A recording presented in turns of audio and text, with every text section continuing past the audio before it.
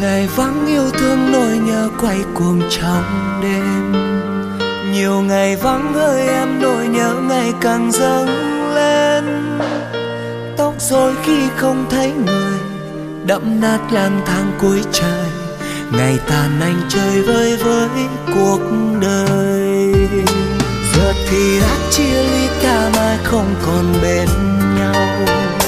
Và người đó ra đi không biết phải tìm nơi đâu. Ấy thế không có nghĩa là dứt khoát ta phải cách xa. Cuộc tình chưa thể nào chấm dứt. Không thể như thế. Một ngày nào đó với anh không còn buồn nữa đâu. Bước qua nỗi buồn sẽ tan vào trong hố sâu. Rồi miên man thức giấc chỉ là chim bao thôi. Vội mặc chiếc áo bước mau, nhưng tìm em chốn nào. Bước trong ánh đèn, trước mắt toàn là bóng đêm.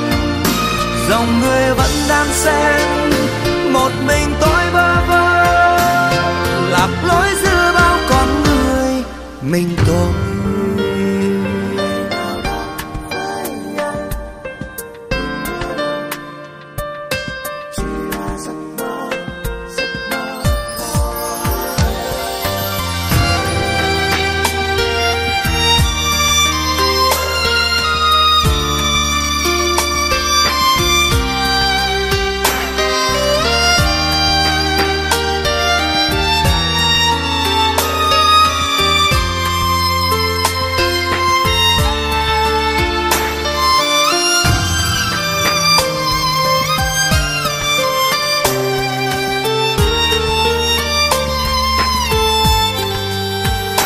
Giờ thì đã chia ly ta mai không còn bên nhau.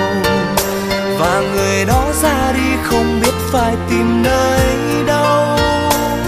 Ấy thế không có nghĩa là dứt khoát ta phải cách xa. Cuộc tình chưa thể nào chấm dứt.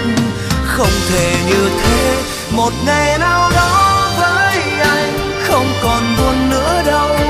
Bước qua nỗi buồn sẽ tan vào trong hố sâu. Rồi miên man thức giấc chỉ là chim bao thôi. Vội mặc chiếc áo bước mau, nhưng tìm em chốn nào. Bước trong ánh đèn, trước mắt toàn là bóng đêm. Dòng người vẫn đang xen, một mình tôi bơ vơ.